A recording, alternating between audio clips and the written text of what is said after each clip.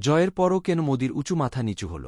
BJP সদর দপ্তরে গতকাল মঙ্গলবার সন্ধ্যায় বিজয়োল্লাসের ছবি দেখলে মনে হবে সেটা যেন ৫ বছর আগের বিজয় উৎসবের হুবহু জলছবি। কর্মী সমর্থকদের উচ্ছ্বাস, ফুলের পাপড়ির অবিরাম বর্ষণ, মোদি মোদি পাগলামির মধ্যে প্রধানমন্ত্রীর সহাস্য আবির্ভাব ও বরণ সবকিছুই ঠিক আগের মতো। অথচ তার মধ্যে যেন লুকিয়েছিল সহমরণে যাওয়া সতীর আর্তনাদ। জয় সত্ত্বেও অসম্মানের গ্লানি ঢাকার এক প্রাণান্ত প্রচেষ্টা। নরেন্দ্র মোদি বিজয়ী হলেও সেই আয়োজন থেকে ঠিক করে বের হচ্ছিল পরাজয়ের বেদনা। এই জয়োল্লাস মোদির ব্যর্থতা হিসেবেও চিহ্নিত থাকবে।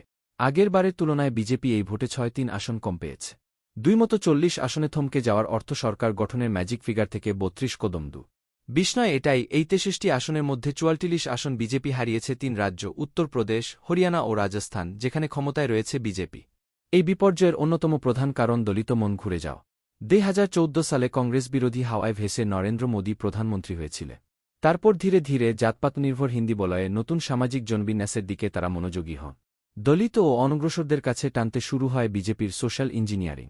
বহুজন নেত্রী মায়াবতী যে দলিতদের সমর্থনের উপর ভিত্তি করে বেঁচে রয়েছেন, সেই জাট দলিতদের বাদ দিয়ে অন্যদের কাছে টানতে মোদি শাহ জুটি সক্রিয় হন। যেমন পাসোয়ান, খটিক, ধোবি, কোরি, বাল্মীকি। সেই সঙ্গে টার্গেট করেন অনগ্রসরদের। এই মেরুকরণ কতটা কাজের হয়েছিল ২০১৯ সালের লোকসভা ও ২০২২ সালের বিধানসভার ভোটের ফল তার প্রমা। এবারের ভোট বিজেপির সেই অস্ত্র ভোতা করে দিয়েছে। যে মায়াবতীকে ছেড়ে জাট দলিত বিজেপিতে চলে গিয়েছিল, তারা তো বিরোধী জোটে ফিরেছেই, মায়াবতীর ঘরও খালি হয়ে গেছে। ২০২২ সালে পাওয়া ১৯% ভোটের মধ্যে ১০% আশ্রয় নিয়েছে ইন্ডিয়া জোটে। একটিও আসন জোটেনি এবার তা। এই দুর্বস্থা তার আগে হয়নি বিজেপিরও। আর এটা করেছেন প্রধানত রাহুল গান্ধী। তার কৌশলেই হোঁচ খেয়েছে মোদির বিজয়রথ। বলা ভালো, কংগ্রেসের হাতে সেই অস্ত্র তুলে দিয়েছিলেন বিজেপির নেতারাই। কর্ণাটকের অনন্ত কুমার হেগড়ে, রাজস্থানের জ্যোতি মির্ধার মতো অন্তত ৪-৫ জন বিজেপি নেতা ও প্রার্থী এবার ৪০০ আসন কেন চাই তার বিস্তারিত ব্যাখ্যা করেছিলেন। তাদের কথায় ৪০০ আসন পাওয়ার অর্থ ২/৩ সংখ্যাগরিষ্ঠতা হাসিল, যা সংবিধান সংশোধনের জন্য প্রয়োজন। নির্বাচনী প্রচারেও বিরোধী নেতারা তুলে ধরেছেন মোদির স্বৈরাচারী চরিত্র।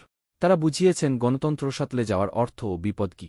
বহু অরাজনৈতিক মানুষ, যারা নানা কারণে মোদিকে সমর্থন করলেও অন্ধভক্ত হয়ে ওঠেননি, তারা এই প্রচারে যুক্তি খুঁজে পেয়েছে। কংগ্রেস ওটাকেই হাতিয়ার করে। তারা প্রচার শুরু করে আম্বেদকরের সংবিধানকে আরএসএস কখনো মন থেকে মেনে নেয়নি, যেহেতু সেখানে মনুস্মৃতি অনুপস্থিত। ব্রাহ্মণ্যবাদী আরএসএস দলিত, অনগ্রসর, আদিবাসী, তফসিলদের ঢালাও সংরক্ষণেরও বিরোধী। ৪০০ আসন পেয়ে তৃতীয়বার ক্ষমতায় এলে তারা আম্বেদকরের সংবিধান বদলে সংঘের সংবিধান চালু করবে, তুলে দেবে সংরক্ষণের সুবিধা। একের পর এক জনসভায় রাহুল গান্ধী সংবিধান ও আম্বেদকরের ছবি তুলে বোঝাতে থাকেন, এ কারণেই বিজেপিকে হারানো দরকার। ভারতের দলিতদের অহংকার ও গর্বের জায়গা একটাই, বাবাসাহেব আম্বেদকর ও তার তৈরি সংবিধান। বঞ্চিত, নিপীড়িত, সর্বস্তরে অবহেলিত, অত্যাচারিত দলিতদের কাছ থেকে সেই অহংকার ও গর্ব কেড়ে নেওয়ার অর্থ সব শেষ হয়ে যাওয়া, সব আশার জলাঞ্জলি হওয়া। কংগ্রেসের এই প্রচার ইন্ডিয়া শরিকেরাও হাতিয়ার করে। অখিলেশ, মমতা, উদ্ধব, তেজস্বী, শারদ পাওয়ারের মতো নেতারা রাজ্যে রাজ্যে সংবিধান বদলের বিপদের কথা জানাতে থাকে। বিজেপি এর মোকাবিলায় পুরোপুরি ব্যর্থ। ৩-৭টির বেশি সংরক্ষিত আসনে বিজেপির হার তার প্রমা। নরেন্দ্র মোদির জনপ্রিয়তা হারানোর দ্বিতীয় কারণ সেনাবাহিনীর অগ্নিবীর প্রকল্প। ৪ বছরের এই চুক্তিভিত্তিক নিয়োগ প্রতিটি সেনা পরিবারে সৃষ্টি করেছে এক প্রবল অসন্ত। ৪ বছর পর যারা থোক কিছু টাকা নিয়ে বেরিয়ে আসবেন, সেই যুব সম্প্রদায়ের ভবিষ্যৎ মোদি সরকার অনিশ্চিত রেখে দিয়েছে। বিরোধীরা এই ক্ষোভকে কাজে লাগিয়েছে। রাহুল জানিয়েছেন, ক্ষমতা এলে তারা এই প্রকল্প বাজে কাগজের ঝুড়িতে ফেলে দিয়ে পুরনো নিয়োগ পদ্ধতিতে ফিরে যাবে। চুক্তিভিত্তিক নিয়োগের বদলে ফিরিয়ে আনবেন স্থায়ী নিয়োগ।